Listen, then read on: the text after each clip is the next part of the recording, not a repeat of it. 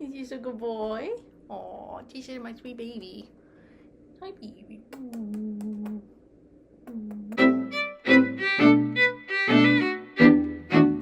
Hey, it's Em, here to talk about The Bible Says So by Dan McClellan. I first came across Dan on TikTok. I'm not on TikTok anymore, so if you try to find me there, my account is still there, but it is inactive. In any case, I used to really enjoy his TikToks. I would share them with my youngest, who had a lot of questions about the Bible and religion, and Dan is articulate in a way that I am not on these subjects. We'll get to where I am with this stuff in a moment. But in any case, I left TikTok and didn't think much about it anymore. Sorry, I'm itchy because Crowley is in my lap and his fur is flying into my face as I pet him. When I left TikTok, I kind of left out of sight, out of mind. I don't know. But then YouTube started recommending, there's the word, Dan's videos on that site. And I was like, oh yeah, I really like this guy. And then I found out he had a book coming out, so I ordered it, and here we are. It was a really roundabout. Any case, McClellan is a biblical scholar, and what I enjoy about his viewpoint, I guess, is that he goes back to the original texts and discusses like the word choices and why translations aren't always what they seem to be, and contextualizes things in the historical era that they were written. And here we go with like my relationship to this material. So if you're not interested, I will try to remember to put a timestamp or a chapter or something here. But I started out Catholic. Both my parents were raised Catholic. I went to CCD, which I think is called something else now. But and then when I was in second grade, I want to say, one of my mom's friends got her born again. And suddenly we were going to this other church, this smaller, louder church.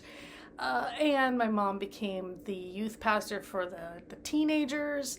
I was in Sunday school with like the felt like board stories and Gospel Bill and Eugene videos, and memorizing Bible verses and earning Bible bucks for the dinky prizes or whatever. Okay. I continued on that way, throughout school. I mean, once I got to high school, I wasn't keen to go. When I was little, I had to go to church Sunday mornings, Sunday nights, and Wednesday nights. And then sometimes there were like home Bible studies my mom would drag me to other nights of the week. Like, it was pervasive. And my mom had that book about the 80s toys and how evil they were. And the saving grace was my mom had some Christian friends who were a little more even keeled. I think my mom would have gone like all in, but she had some friends who kind of kept her a little more moderate. And my dad, he just didn't go. He would sometimes come to church with us, but he was never really into the Christian. Well, my mom called it non-denominational charismatic Christian was, I guess. So, but there was a lot of Jimmy Swaggart and Pat Robertson and stuff in our house. My dad would still go to Mass on like Easter and Christmas, and I would sometimes go with him. I do still prefer, if I ever went back to an organized church, I do think it would probably be Catholic, just because for me, that kind of peacefulness and ritual speaks to me. But in any case, I got through high school. I went away to college. I joined a group called Longhorn Life because I was at UT Austin. I found out later that was a cult.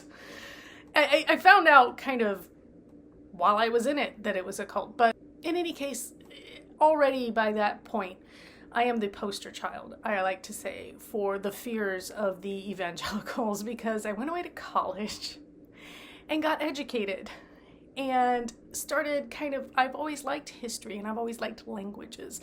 And so when I started to think critically about the Bible and realized this isn't just something that was handed down by God, this was something that was curated by man, and man is fallible, and they made choices, right? They made decisions about what was and wasn't going to be in the Bible and how they were going to interpret or translate certain things and what order things would be in and what to keep and what to discard. And I remember as a kid we had a Catholic Bible. It was our family Bible, right? It had the family tree in it, and that had some different books in it, like the books of Enoch and things like that. And that fascinated me as a kid, but I never questioned that there was a different version. But once I got to college and started really thinking about it and kind of going, oh, wait a minute, this isn't infallible, this isn't literal. And as McClellan points out, there are a lot of contradictions within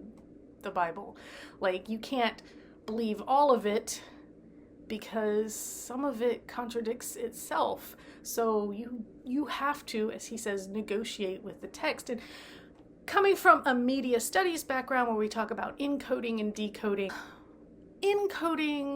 whatever was encoded in the original texts that eventually were collated into a Bible, you have to take into account who wrote it, when and where, what the culture was like, what the pervasive, what are they trying to do or get you to do or not do, and why at that time would that have been important to them. There's a lot of context around it. And when we talk about decoding a text, that is an active process. It is not passive. It is not this means this and you're not doing any work. It means this because we've agreed as a society that it means this, or as some kind of inclusionary group like Christians. But even you see Christian denominations argue over these things because even they don't always agree about the interpretations and the decoding of the Bible. So all this to say, that is where I'm coming from. I largely agree with the way that McClellan does this work because it's coming from the same place that kind of my awareness grew out of when I went away to college and became open-minded and liberal and upset pretty much my entire family. So that's why I am no longer in Texas. I am in California now, right? So what about the book? So the book itself is pretty much as I described. It has chapters that discuss very specific ideas of what the Bible says. Like this one says, the Bible says there is only one God. And then we discuss why Christians largely believe or think that, which verses suggest it, and then in context, which verses actually debunk that idea. I've always, from the start, been the commandment that says thou shalt have no other gods before me already presupposes that there are other gods. If there's only one God, he doesn't need to say you can't have others before me. In my mind, this is a contractual thing, right? God said to the Israelites, okay, I'll get you out of Egypt, but then you only worship me, nobody else. That's the deal, take it or leave it kind of thing.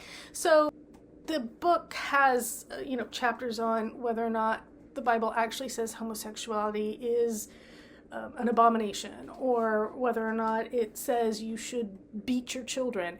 And then we have to discuss kind of from there whether or not we still believe this to be true, whether or not something that was considered good or okay, thousands of years ago in a lot of cases, is still the way we look at it now today. Do we know better than we did then, than they did then? Did they have reasons for doing things the way they did? We wouldn't sacrifice children now, would we? I would hope not, but child sacrifice was a thing. Again, the negotiation of why we do what we do, why we believe what we believe, what it actually says, and even if it says something questionable, do we adhere or not adhere? What choices do we make, and how do we, where do we draw the lines? And that is such a personal thing, I think.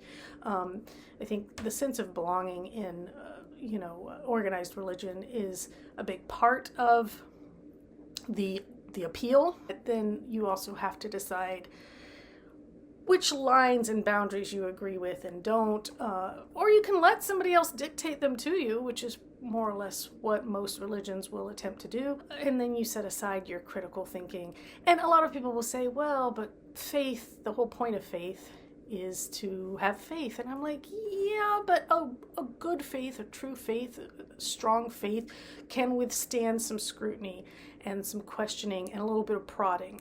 If you're afraid that your belief can't withstand some questions, then there's some other stuff going on there that I would squint at a little bit. But I mean, think about, we used to think that the Earth was the center of, the solar system or whatever, and then we learned. So in some cases in the Bible, people used to believe this or that, and then they changed their minds. And that's evident even just in the Bible, from an eye to an eye to Jesus going, nah, you know what though? Maybe not that. Maybe mercy, compassion, and forgiveness. So you have to negotiate with the text. I just find this book, I gave it 5 stars because it's my kind of thing, and I find this interesting, and I think for anybody who has an interest, it's a great book to have on your reference shelf. I think if you're curious, it's good. If you have doubts, it's good. But even if you have a strong faith and you're like, nah, it's good. It's good information.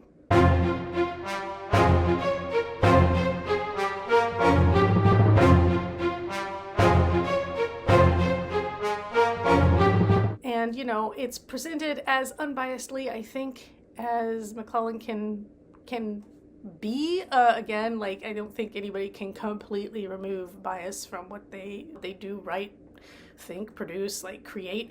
But for the most part, it's data over dogma, and when you get down to just the facts, ma'am, this information is useful, and it sheds a lot of light on why things in the Bible and why maybe not now for some of that, why we maybe changed our minds over time. Progress is progress, and progress is in the Bible too. It's not a bad thing. So anyway, that's my take on this. I was kind of rambly, and I don't know that I said a whole lot except to say that it's not a super long read. I think there's 259 pages of actual text, and then obviously a lot of notes. I started reading How Jesus Became God. So the chapter on whether or not Jesus and God are the same, how does the Trinity work? That appealed to me too, just because I was like, oh yeah, I was just reading this other book. And yeah, I need to finish that one. I'm gonna finish Playing the Palace, because I picked that up kind of in the interim while I was waiting for this to show up in the mail.